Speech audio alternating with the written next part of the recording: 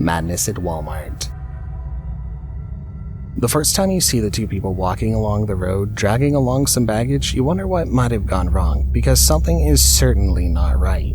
From their crazed steps, the baggage they're carrying with them, to the handgun they both held tightly in their hands, something is definitely off, and you'll be right because they're coming from a restaurant. This is CC's Pizza, where they had just shot 2 police officers before making their way down to this Walmart. These deeply disturbed people are Jared and Amanda Miller, and they're not done unleashing mayhem on this day. You see, Jared thinks he's started a revolution, and the moment he walks into the Walmart store, he yells about it, but people only chuckle or paid him no attention at all. He fires a bullet into the air, and suddenly he has everyone's attention as the whole mall began to run for cover. One of the shoppers in the store was quick, moving into position, hoping to prevent any bloodshed, but what he didn't know was that Jared had Amanda as a partner. He'll be the first casualty in the mall, with a bullet from Amanda ending his life immediately. We cannot show the moment he was shot, but we can show him doing his best to keep everyone safe. People are running helter-skelter now, running out, seeking a hiding place, and practically just trying to stay alive in the chaos. You can see a police officer running to help out in the scene. Jared heads over to the ammunition cabinet. He smashes it open with a baseball bat. He grabs the ammo he wanted for the mayhem he'll still wreak in the store. What happens next is a gory mess which we won't be able to show you here, but the police prevailed after 24 minutes with Amanda dead and Jared under arrest. Donald Smith. Think about the most heinous crime a man can commit, then double it. That's what Donald Smith is accused of, and here, the kidnapper and murderer is captured on CCTV at a Walmart store. He had first approached his victim, Cherish Periwinkle, and her mother in a dollar store where he convinced them to join him at the nearby Walmart, where he would treat the struggling family to McDonald's and some new outfits. At the store, you have to take note of the arrows pointing out the predator and his prey. Donald, indicated by the blue arrow, is idling about while watching his intended victim shop for clothes. The danger looming is not immediately apparent, especially since Donald appears to be a harmless older man interested in offering costly treats.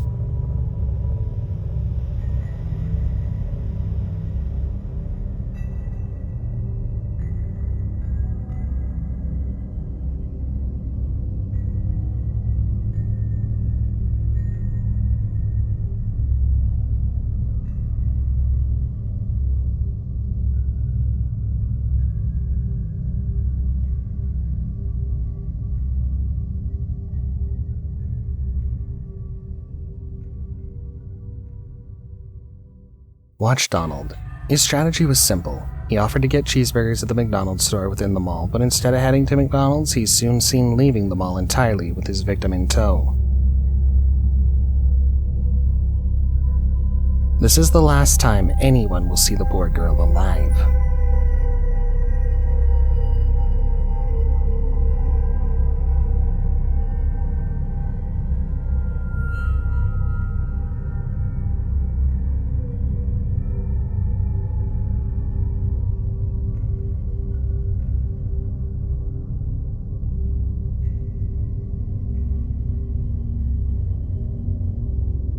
Watch as he drives away in the van, with his victim alone while the mother is in the back of the mall, thinking they had gone to McDonald's. It may have been too late when the mother raised an alarm, but the culprit was eventually caught by the authorities. Clear and present danger. The ease with which guns get into the streets has continued to cause serious concerns, so you might understand the haste when these officers stop everything they were doing, kick on their lights, and make a rush for it the moment they got the report that someone has stolen a shotgun from Walmart. But we're still trying to get a suspect description. if I can come back, I will, okay? Just please call, get help, don't go back. Miami is responding to Walmart. We're getting reports that a male slashed a case and grabbed a pump action 12 gauge. Not fired so far. Beach it in front, beach it in front. Stop. The urgency continues when they stop and rush into the mall quickly, one officer following right behind the other. God bless the cop who was quick to mention the need for care, since this might just be bad intel. Be wary. It could be bad intel too, right? So. Unfortunately, the suspect is gone, and the officers who have now arrived at the scene in their numbers quickly brainstorm on the best way to catch the culprit. You can hear the police captain share the culprit's description with the officers before they headed into the woods as planned. And last name description, Sarge? So last description I have, if it's any different to yours, was like blue jogger type pants, black sweatshirt, 5'9"-ish, tan male with a short beard and short hair. Besides their weapons, they have dogs for the search, and it's obvious they mean business. No gun should be left out here with any miscreant. They soon come upon a campsite. The Bellingham Police Department, come out of the tent. Bellingham Police Department, step out of the tent.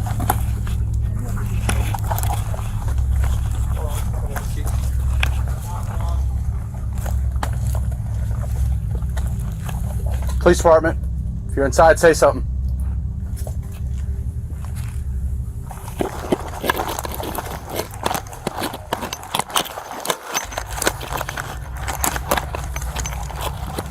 They navigate the campsite swiftly and move after chatting briefly with the occupant of it, who didn't meet the description.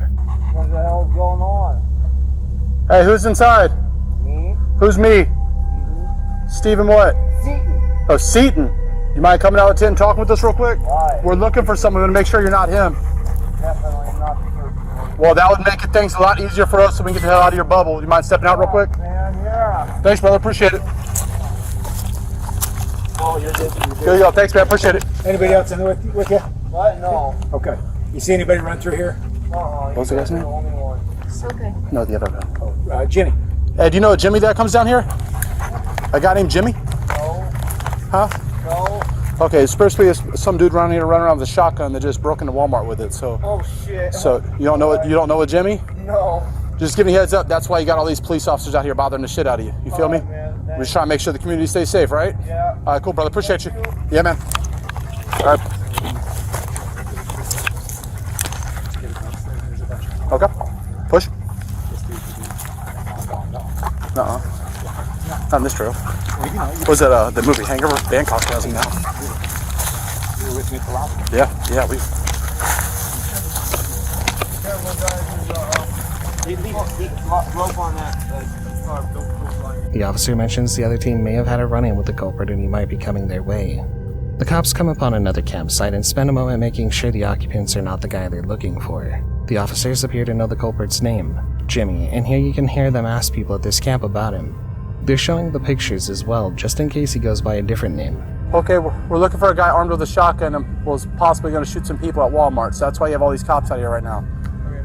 All right, so if you guys see anybody that matches that description, you guys got phones on you? Yeah. Yeah, if you guys can, call 911, okay? Do you mind if I show you a picture of what I'm looking at? Yeah. Yeah, no. Oh, no, that But guy? if we see him, we'll let Okay, you know. so armed with a shotgun, another gun, went into Walmart. We got dispatched as a possible active shooter at Walmart. I think somebody was going to go and start shooting the place up. The guy bashed a bunch of counters, took some ammo. Sounds like he's got beef for somebody out here in the woods. They continue to track the culprit through the woods, unbothered by the grass. They stumble on another camp with a few tents and find a man and his girlfriend in one. I've never seen that man before. Ever? There's been a lot of like sketchy people hanging out the front that I don't recognize. Yeah. So In the front? Yeah, like but at all the other Walmart guys- entrance. They question them, and the girl admits that some sketchy people are hanging out north of their location. Here's a look at the crime scene inside the mall. The area is cordoned off by yellow tape, and you can hear the guys at the office describe what the culprit had tried to do. That's part of the shotgun. Okay. Because he tries to bust into one of the other cabinets. We don't have ammo cabinet with the butt of the gun. Is there a CSI call out? No. We don't need to call off of this. The photos will be good enough. Okay. The officers pick up a piece of evidence and bag it from this angle. It looks like part of a gun. I've already got all the photos. Okay, perfect. Oh, yeah, I'm going to take a photo of it and step right away. Yep. Whatever that Yep. mark is on the... There are other signs of the culprit's presence here. Do you think it's like the same as this one? Yeah, it's identical to that one. So 248. The suspect is in custody and is being transferred from county to city. Hi there. So Bellingham Police, just so you know, you're being audio and video recorded. Right? What was your name? I'm Officer James. What's your name? Okay, we're not talking. Though the man refuses to identify himself, you can hear the officer refer to him as Jimmy. Sorry, what? Jimmy? That's your first name, right? The cops confirm his identity through the county and it's very certain they have Jimmy in custody. There's defeat in Jimmy's eyes and something else, a dour sadness that is practically indescribable. Here we show him being booked and the officer confirming that the man is indeed Jimmy Bashir's from his tattoos. Here's a marker. We think it's Jimmy Bashir's. I haven't ever met him. And he has a bunch of warrants and stuff that they're looking at confirming, so I don't know if you have his tattoos in there. It's Jimmy Bashir's. Okay. Yeah. Perfect. Well, our dispatch, we'll let dispatch know that's a confirmation. What is a double murder worth? When Joel Guy Jr. walked into a Walmart store, anyone would assume he was buying the simplest of things, but none would recognize what the content of his cart was meant for. Here are some of the items he purchased: food-grade hydrogen peroxide, muriatic acid, bleach sprayer, extension cords, a timer, K-bar knife, plastic blue totes, and more.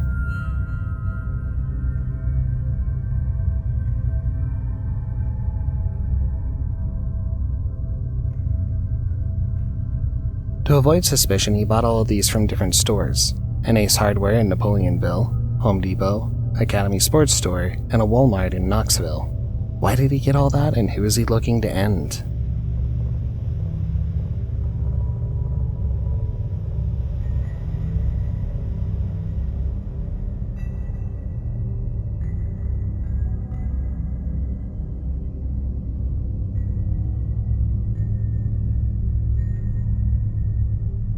The woman in the video is Joel's mother, shopping as all mothers do for the family. Shortly after this, she'll be murdered by her son, who will attempt to use all the death equipment he had purchased to make her body disappear and hide the evidence of his crime. She wasn't alone in this gruesome fate. Her husband was murdered as well, and possibly while she was out shopping. The question in everyone's mind is why? Joel had just learned that his parents, who are retiring from active work, will not be able to offer him the usual financial support. At least, not as much as they did in the past. Joel is to receive a $500,000 life insurance policy in the event of death or disappearance of his parents. He made the decision to murder his parents, and the note discovered in his backpack showed just how much he had thought and planned out these murders in a bid to take the insurance policy.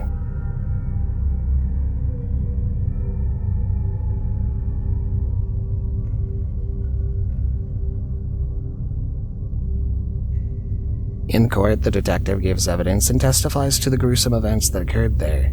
Now, going back to when you first arrived at the residence and went to the back door. Yes, sir. Chemical smells can indicate to an officer danger, right? They can indicate several things, yes, sir. But one of them would be danger. Yes, sir. For example, a meth lab could be explosive, literally. It did not smell like a meth lab. No, but still, chemicals can be explosive in general. Yes, sir. And you could not identify what this chemical smell was? Correct. Okay. So, additionally, breathing in unknown chemicals can hurt your lung and throat area, right? It can. Okay. So usually as an officer, you would have to take precautions where you smell chemicals, right? Sir, I would not have masked up or anything to go in per se. In a perfect world, I would have the materials for that, but I'm not equipped with that, and we take risks on a daily basis. Okay. But at the back door, as you kind of noted in your direct, you did not say anything about the chemical smell. I did not. Or about the heat. No, I didn't. I don't believe I did. But you, in addition to yourself, you also had a couple other officers, 3, I guess, who were going in with you, right? Yes, sir. But you didn't alert them to the chemical smell? No, sir. Now, is it possible that this was a pretty traumatic scene? Is that right? It is very traumatic, yes. And is it possible that you did not smell the chemicals until you went in the garage? Sir, my observations at that time remained the same, and my testimony remains the same. Okay. If you've made it this far, consider subscribing to our channel before we move on to the final clip for today. We post 2 new videos each week, showcasing real-world dangers and crime, keeping you informed about what's happening out there. Make sure to enable post notifications to stay up to date with our latest releases. If you enjoyed this video, there were plenty more on our channel that you won't want to miss. Death comes in the wrong package. Ohio. The numerous mass shooting events recorded in the United States have left everyone on edge, especially when a gun is mentioned. The moment the 911 caller says, "I'm at the Beaver Creek Walmart, there's a gentleman walking around with a gun in the store," you'll experience a jump in your heart rate, fear clutching your heart tightly as you can quickly imagine the amount of damage this one man could unleash here. This caller clearly describes the armed gentleman to the 911 operator. He's a black male, probably about 6 foot tall. Okay. What's he wearing? Blue shirt, blue pants. Where's he at now? He's over in the pets. As he offers succinct descriptions, you'll feel that there's a clear and present danger within them all. This call is particularly interesting for the certainty of the caller, the accuracy of every word he used, and it's also glaringly scary when he adds in, He's like loading it right now. In troubled times like this, you hold out hope that the police will come quickly, that no life will be lost, and that this one time the universe will look out for the defenseless. Time is of the essence, and our hearts cannot take any more of these fast beats and the fear crawling up our collective spines as we listen to the phone call. The operator asks the caller what's he doing right now, and Ronald Ritchie, identified as the caller, responds quickly. What's he doing now? He looks like he's just trying to load it. He's just trying to load it? Yeah. Confirmed. So far, the danger is as real as anyone can imagine. The caller cements this fear when he clearly says in response to a question about what the shooter might do. What's he loading it with? Do you see? I have no idea. I'm not getting that close to him. Okay, that's fine. A different operator will get on the line to keep the caller on and receive updates on the situation. She quickly asks what the possible shooter is doing and relays that information to the dispatch cops who are already en route to this location. Okay, are you there? Yes, I'm here. Where is he at now? He's still in the pets section. Just looks like, I don't know what he's trying to do. He's just like pointing at 46, I'm still being there. 2023. This is Fairborn. I'm still on line. Do you guys need any help? Affirmative 90, he's in the pet section. Beaver Creek? Yes. It's Fairborn. Do you guys need any help that way? Not yet. Okay. Thank you. Staying on the line. I let my sergeant know just in case. Thank you. You're welcome. So far, no one knows what sort of gun the possible shooter is wielding. All we know is that he has a gun, and the operator soon asks the all-important question to reveal that we're dealing with a possible rifle. Sir, what type of gun is it? Is it a shotgun or is it a handgun? It looks like a rifle. What color is it? Black. The black white rifle? Yeah. All right, you said you saw him load it? He looks like he was trying to load it. I don't know. This discovery is relayed to the cops immediately with a further description of the seemingly dangerous individual. He's a black male. What's he wearing? Black shirt and blue jeans. He's a black male, black shirt and blue jeans. Yeah. Does he have a hat or anything on? No, he's got like an afro. An afro? Beaver Creek, did you get that? I got it. Has an I afro. hear police. Gotcha. There are kids in the store, and according to the caller, the shooter went as far as pointing the gun at the kids. The shooter being described is there on the screen, top right corner. In a black top, and for the best part of the video, he's standing casually with no furtive looks or any of the usual jitteriness observed with people about to commit mass murder in such a public place. Something is not right, but no one can see it yet. Listen to the caller describe the current situation of things. There's a kid watching him. And you begin to get the idea that the caller might be reporting this all wrong or not. With the coast clear, the police rush in. The possible shooter is shot down by the cops. We can't share that part of the video. It's at this point that the whole plot unravels. The black man was only holding a Crossman MK-177 BB pellet rifle, which he had found unpackaged on a store shelf. All he did was admire a little toy, and death came knocking. Sir, I'm gonna stay on the phone with you, okay? Yeah. The only contact 77. Okay. All right. Who's down? Officer's coming toward me.